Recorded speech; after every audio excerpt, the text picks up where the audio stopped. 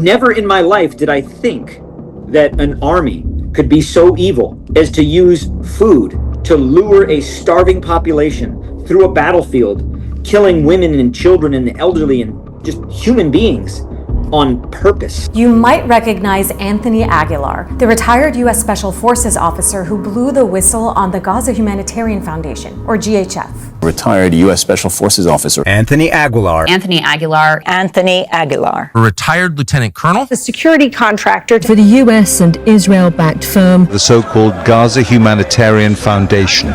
I wanted to hear more about how he went from believing he was going to Gaza to help feed Palestinians to realizing the United States was complicit in Israel's genocide, particularly as a 25-year veteran of the U.S. Army. I didn't fill out a application. I didn't apply online. They called me because they were specifically looking for recently retired or recently out of the service special forces, special operations background individuals. And they explained to me that they had been selected to provide the subcontract for security in Gaza to deliver and then secure distribution of aids. The interview was 3 questions. Do you have a valid passport? Is it valid for 90 days? And can you leave in 3 days? Those were the questions. Never verified or validated who I was, what experiences I had, what I'd done or not done, who I was, my background, nothing. They just said, come on. So what did you understand to be the mandate of your mission? What exactly were you going to be doing on the ground there? What we were told in kind of a general overview briefing before we got on the plane out of Dulles is that the United States stepped forward to take over the United Nations mission because Israel would no longer allow the United Nations in, and that Israel will allow the United States to work with them to do it, and that we were going in to take over that mission, to deliver food. I envisioned that we would be going in, occupying and securing at least 400 distribution sites and securing, 500 to 550 trucks a day going in, because that's what the UN did. That was my mindset going in, that's what we were stepping into. And I believed that until the very first day I got there, and I realized that was not the case. Describe to me what you first saw and felt when you arrived to the Gaza Strip. What I witnessed in that first look as we came in was the most devastating, destructive, beyond war, annihilation, apocalyptic thing I'd ever seen in my life. Something that I couldn't even imagine in a nightmare. Rubble, dogs eating remains of bodies, smoke in the horizon from bombs being dropped. Not a building left in sight and everything leveled. It was a landscape of destruction and horror to which I've never witnessed before. And honestly, it made me feel sick. I felt like this sickness, this pit of my stomach, like, this isn't right. Like, I feel bad even being a witness to this. The Israeli Defense Forces were leading us, and they gave us this briefing. They pulled out a giant map that showed operations that were going on. First of all, I didn't see 400 distribution sites. I saw 4. All of them were in the south, away from the areas that people needed the food. And no one north of the Netzarim corridor from Gaza could reach these sites. That started to paint a picture to me that this is either horribly planned or there's something else going on here. Then, when I looked at the sites and I saw the operational graphics on their map, this is an Israeli map that showed that offensive combat operations going on around these sites. These sites were behind the forward line of contact, the front line, if you will, which means the civilians have to travel through the fighting to get there. It's a violation of the Geneva Convention. Why do you think it was designed that way? In the moment, I didn't think it was designed that way. It became clear to me that it was designed that way when we got to Site 1 and I walked up to the berm to stand up on top of the berm to look, and there's Merkava battle tanks driving through and firing at positions. There's battle going on.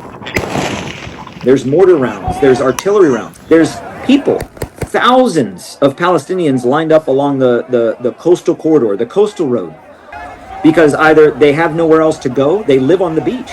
They live there in shanty tarp shacks because there's nowhere else to live because their homes have been destroyed. And there's this battle going on. And I look at my map and I look at that and I go back and I talk to the IDF and to the guy in charge of the GHF guy in charge. And I said, we can't distribute aid from these sites. We're going to get a lot of people killed, and it violates Geneva Conventions. We cannot do this. That was wholly ignored in terms of, yep, we're going to do it anyway. We're doing it. Doesn't matter. We're fighting Hamas. Geneva Convention doesn't apply, which is absolutely wrong.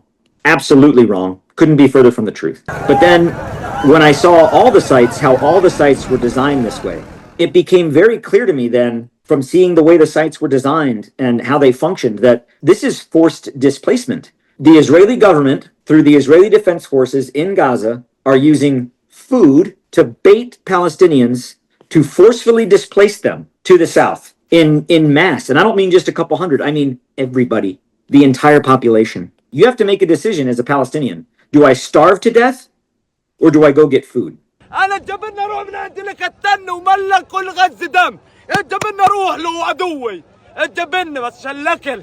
Did it strike you as wrong that the same people that were deliberately starving Palestinians, the Israelis, are now tasked with feeding them? Morally, ethically, legally, humanitarianly, wrong, wrong, wrong.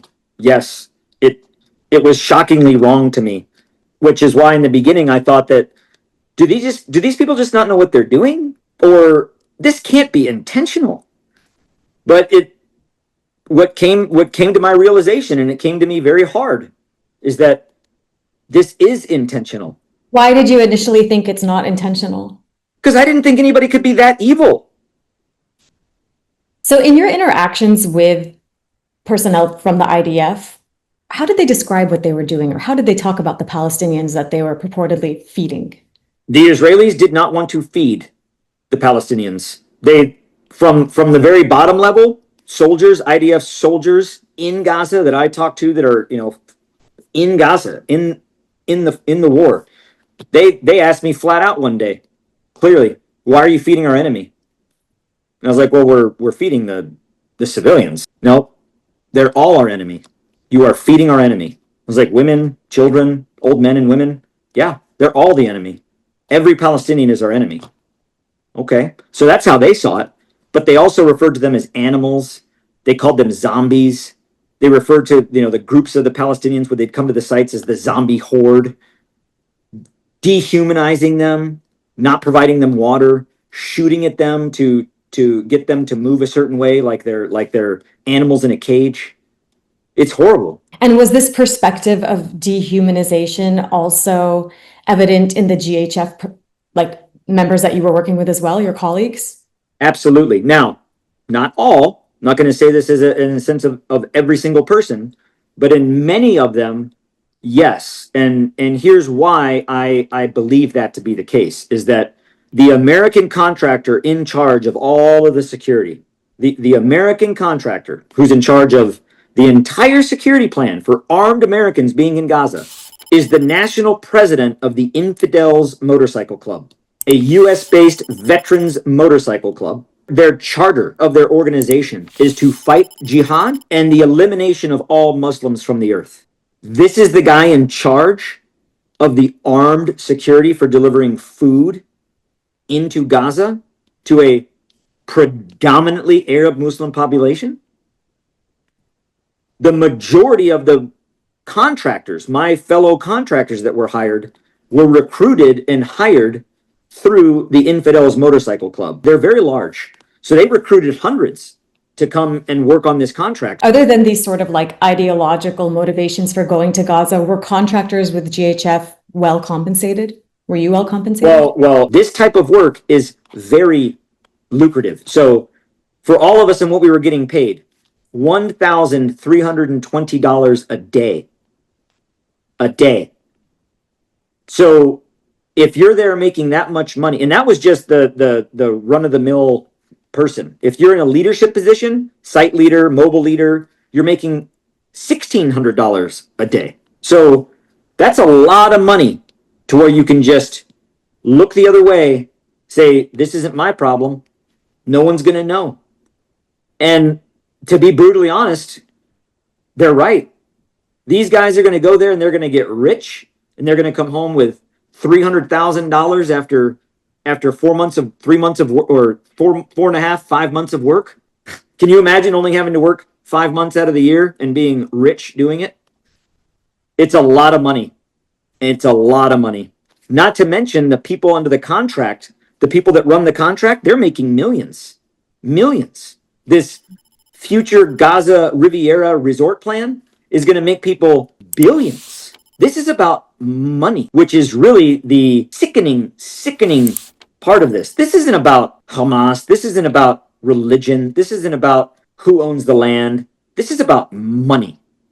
And it's disgusting. I did want to ask you, what is your reaction to the leaked Trump Gaza Riviera plan, which calls for the reconstruction of Gaza as an investment and manufacturing hub, and Boston Consulting Group, which also worked on the plan for deploying GHF, is involved. Do you think GHF should be involved in this plan to turn Gaza into a U.S. territory? So in the main control center, where the operations are, on the wall in that main control center, a large poster, 24 by 30 or 36 by 24, like a poster you would have on your wall in your bedroom, is that Boston Consulting Group rendering of the future industrial complex resort.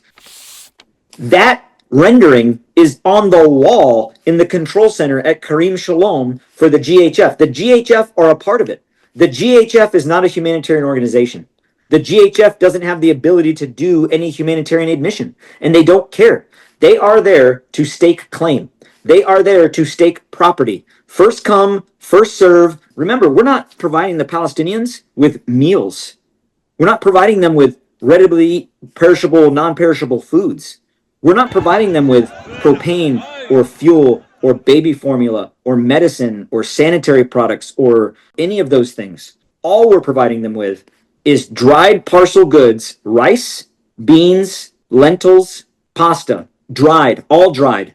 What about water? And no water. And no water. And that was something I was like, why are we not providing them water at all? And it's like these people come to the sites and they're begging for water. They're begging for water.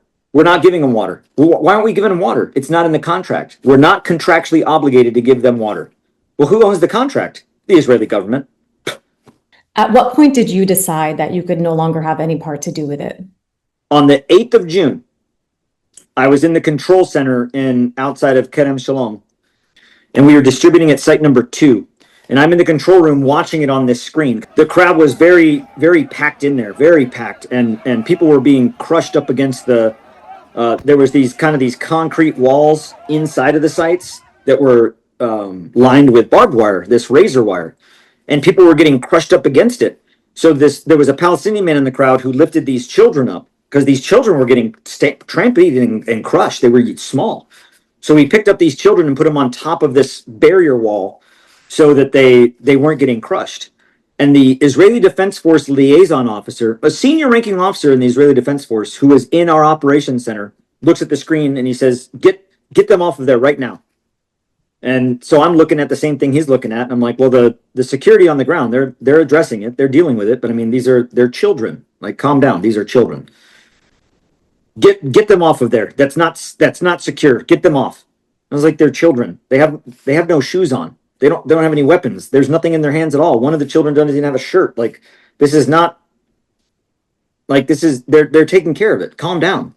He walks back to his desk, gets on the radio with the IDF, his forces, and then he comes back over to where I'm standing, and there was an American in our operations center that understood and could speak Hebrew a little bit, but understood it enough. And he says to me, he's like, he just said on the radio for his snipers to shoot them down. So when this officer came back up all upset, he's sitting like this, and I was like, did you just order your snipers at site number 2 to shoot these kids? He said, well, if you're not going to take care of it, I will. And I was like, we're not shooting children. As we're having this dialogue, the children had run off to the edge of this wall and they jumped down so they could run away. They were scared. They didn't want to be there. Thank God we didn't have to see what would have come. But in that moment, the Safe Reach Solutions contract lead, the boss, if you will, who was in the operations center, he called me over and he said, Tony, never say no to the client. And I said, what do you mean to don't say no to the client? And he said, the IDF are our client. We work for them. They're in charge. And I was like, even when they say to kill children? He said, if they're going to, what decisions they make and how they want to fight this war, whether, who they decide to kill or not is not our decision. This is a contract. This is business. Don't say no to our client. And did you step down at that point? I told him at that point, I said, I'm done. How many people do you understand to have been killed at these GHF sites up until now? From the beginning of operations, 26 May until today, thousands. Not only the hundreds and hundreds into the magnitude of thousands that have been reported by the UN and Médecins Sans Frontières and others at the Nasser Hospital and the Khan Yunis Hospital and hospitals directly near these sites about receiving MCI or mass casualty incidents on the days that correlate to the same times and dates of distribution. There are hundreds of bodies buried outside of these sites that have just been buried in the rubble, bulldozed and buried in the ground. So what do you want Americans to know as one of the few Americans who has been to Gaza during this genocide? The United States is hand in glove with the Israeli government in committing a genocide.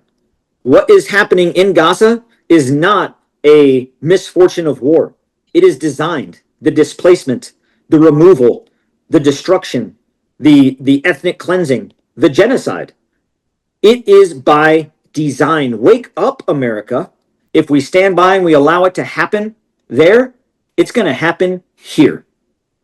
And when it does, don't say you didn't see it coming.